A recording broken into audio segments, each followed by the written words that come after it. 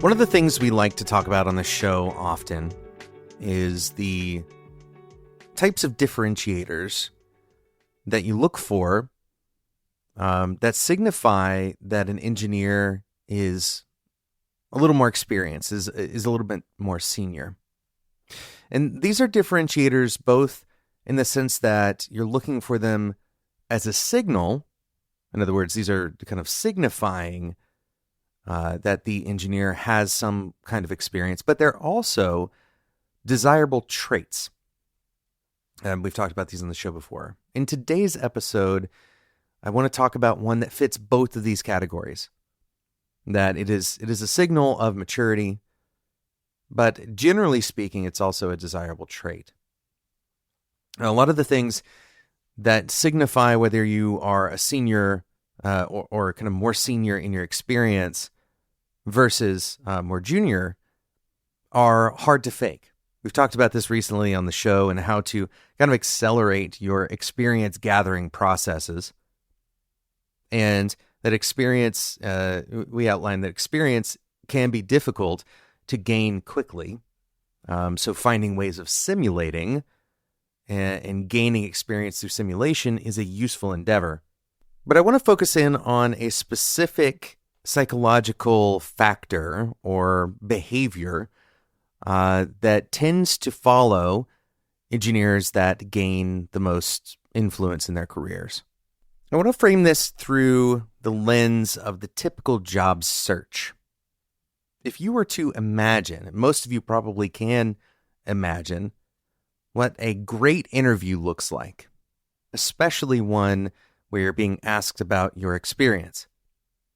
Most people would probably agree that a great interview has questions that are germane, that make sense to your experience, that you're able to answer those questions authoritatively. In other words, you can recall information that is relevant to the question.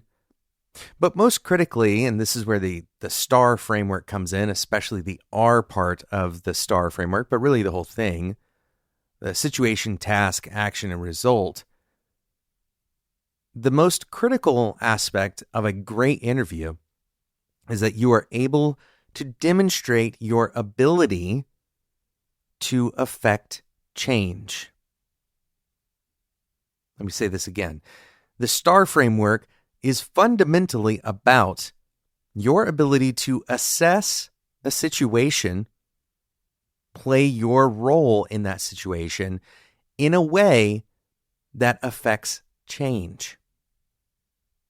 And I can prove this to you. The average engineer, especially if you are younger in your career, a lot of what you're going to do is whatever you're told to do. And this is normal. There's nothing wrong with this, just for clarity's sake, especially for younger engineers. Being, kind of taking the actions that you're told to take is a reasonable decision. There are other more senior engineers who have experience. They are helping guide you so you can develop intuition. This is that part of that experience gathering part of what we were talking about earlier. Making a decision without that experience, you certainly will learn, but it's less informed, right? So you're most likely going to, ask what it is that your job entails, and then go and try to execute on those responsibilities.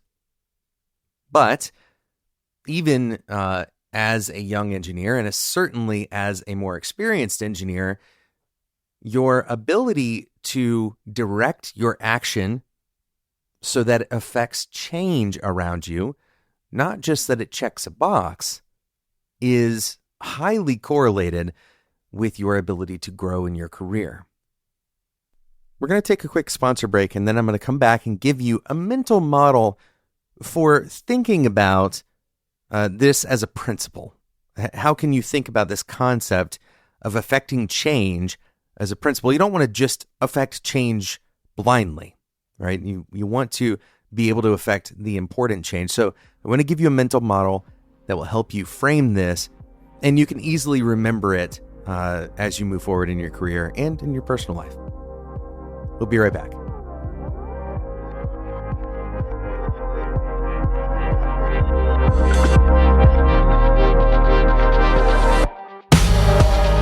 been a long time since I last touched a website builder, and if you have used one in the past, I know you're probably thinking, oh, that's the thing that generates terrible code, limited control, it's the output is unusable. Well, what about a node-based builder that allows you to add full-stack JavaScript to any of your sites?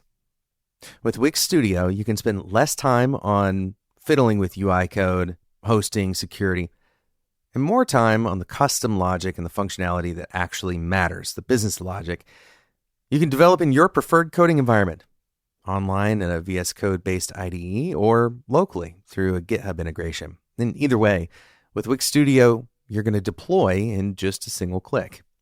Extend and replace hundreds of powerful business solutions and custom-built features with APIs and integrations. When you need to speed things up, Wix Studio's AI assistant is on hand to generate tailored code snippets, troubleshoot bugs, and retrieve product answers in seconds. All of that is neatly wrapped up in an automatically maintained infrastructure for total peace of mind. Work in a developer-first ecosystem. Head over to wixstudio.com. That's wixstudio.com.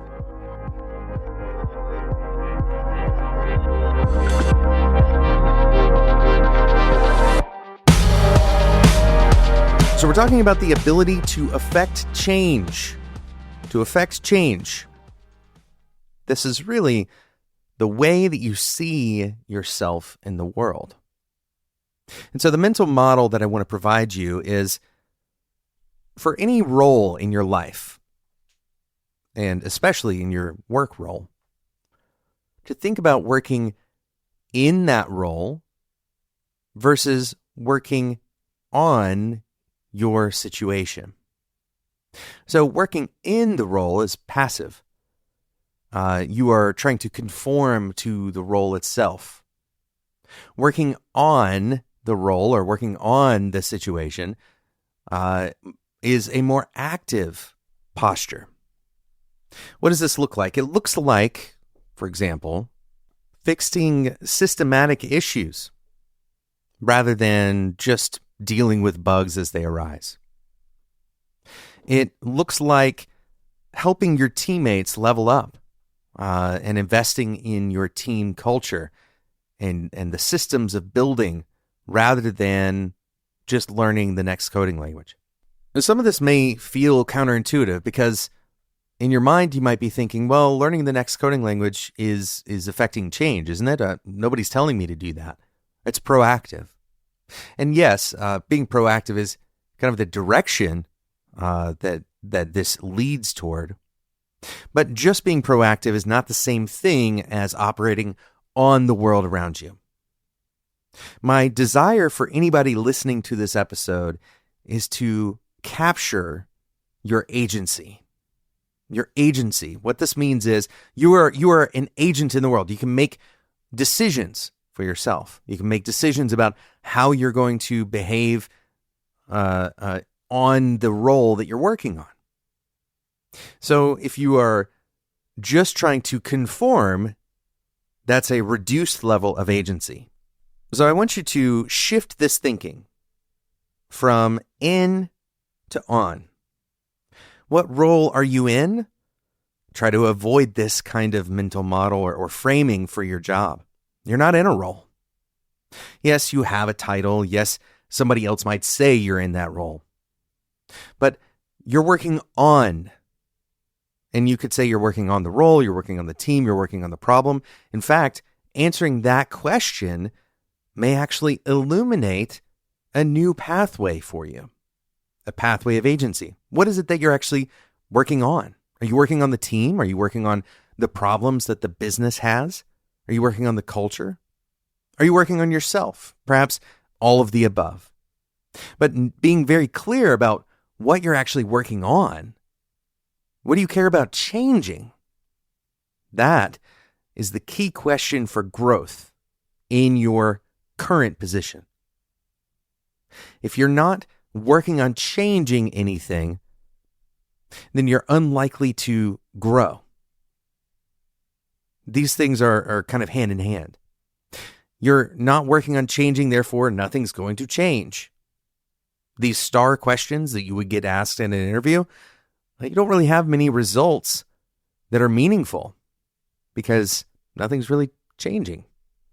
Now, I want you to understand that, this is an attitude that you can adopt early in your career, right? It makes sense for you to think about what you're working on based on your experience level. So pushing the boundaries and trying to work on, let's say, company strategy, if you're a brand new engineer, might not be the best strategy. Kind of depends on your situation. But let's say you're a brand new engineer and you just joined a company and the onboarding documentation just isn't very good.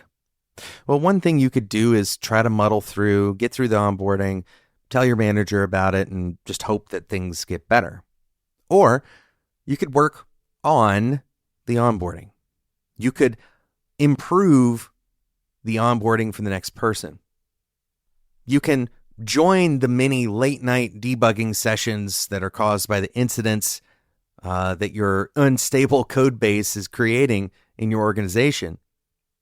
Or you could do some root cause analysis and some strategic thinking around how do we avoid those problems altogether?